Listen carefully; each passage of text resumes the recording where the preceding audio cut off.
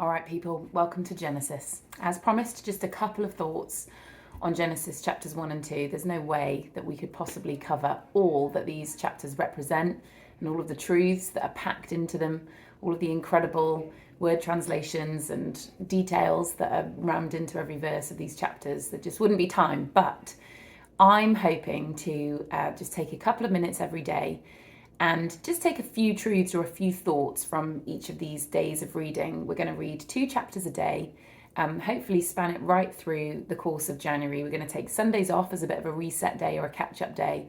And if you're just reading along, that's awesome. If you want to tune into these videos as well and just hear a perspective or something that's been standing out to me, then hopefully that's a blessing to you and an encouragement to you. But I'm going to post these as often as I can do. And hopefully they'll just help you consider what it is that God is speaking to you about each day's reading. Anyway, Genesis 1 and 2. Such rich scriptures, but I just want to share a couple of thoughts. First is creation, the fact that our God is creator, that he creates everything that we see, everything around us. And if you're doing this in real time with us in January 2024, then the beginning of a new year is just such a great reminder that whatever is to come, whatever is ahead of us, God is about to create for us. God is creating a future for us, just as he's created everything around us already. And I heard somebody say once that if you can put your faith in the first verse of the Bible, then you can put your faith in all of it. The first verse says, in the beginning, God created the heavens and the earth.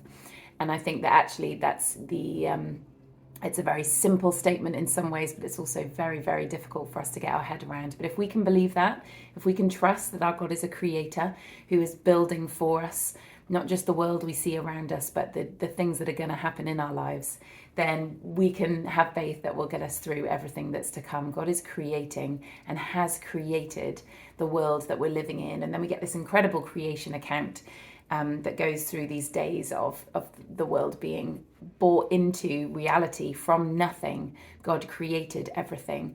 We can't create. We can only adjust or respond to, react to what is around us. But God can take nothing and make something from it, and that's what makes him God. So the first thing that stands out to me from these chapters today is just the power of creation and the fact that if we can believe that God is creator who has made everything, then we can believe that he's doing good things in us and in the world around us. And we can continue to have that faith that will see us through whatever it is that 2024 holds for us. The second thought that came to mind for me was the significance of separation. You know, the first thing that God does in verse 4 says God separated the light from the darkness. And it's so important that not only did he create, but he also then separated and made distinctions between different things. And I think that in our Christian walk, really, our whole journey with Jesus, our whole lifelong walk of faith is about that separation. It's about separating for ourselves, or asking the Holy Spirit to separate within us what is of light, what is of darkness, and then binding and rebuking and stepping away from things of darkness in our life and running towards the light, but making sure that that separation in our hearts is clear. We can make that separation. We can be a part of separating light and darkness, but it's one of the first things that God does, the first distinction that he makes, and it's still one of the most important distinctions that we need to be aware of in our world. What is light? What is of light? And what is darkness? What do we need to step away from? The next thing that always stands out to me from Genesis 1 is verse 28. And in this verse, God really turns religion and everything of its striving and performance mindset on its head. Really, at the very first chapter of the Bible, God is dismantling our human tendency towards religion and rules, and reminding us right from the beginning that is not his heart, that's not who he is, and he does not impose those rules on us. It says in verse 28, God blessed them, and then he said to them, be fruitful and multiply, fill the earth and subdue it, etc. And I think what's just so important about that verse is that the blessing comes before the command.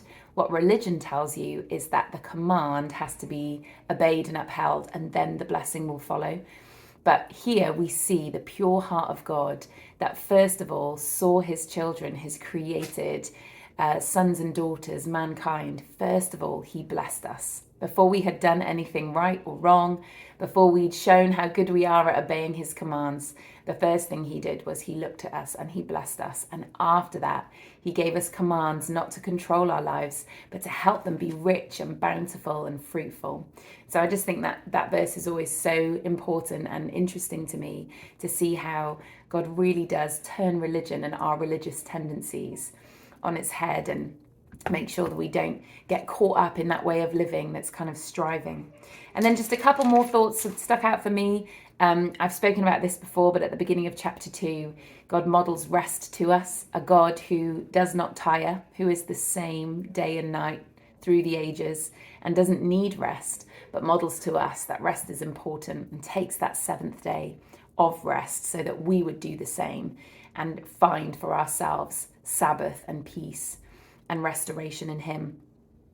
And then finally, I think it's just interesting to me that in verse 18 of chapter 2, the Lord said, it is not good for man to be alone. You know, everything that we've seen so far has been, it is good, it is good, it is good. And then with the arrival of mankind, it is very good. God saw that it was very good. But this is the first thing that we hear of that's not good. The first thing in the Bible that is deemed as not right or not in God's perfect plan is loneliness, isolation, separation from community. That could be rejection, that could be independence and our own stepping out of community. But when we're on our own, when we're isolated, God said it is not good. And so I think that here we just see two people, obviously Adam. His loneliness is not good, so God creates Eve. But we're about to delve into a whole book about community. And here, right from the beginning, we see God's heart so clearly that being on our own is not good and it's not his plan for us. So I'm excited to jump into the rest of Genesis and see what lessons we can learn about what good community is, how good community operates, and go ahead and learn more of what is God's heart for us. If loneliness is not good, then what is good and what does he want for us? But Genesis chapters 1 and 2, obviously the whole of creation, this incredible story of how the world came to be, and then the introduction of mankind into that world. Today is the only day for the entirety of our reading plan that we have no sin.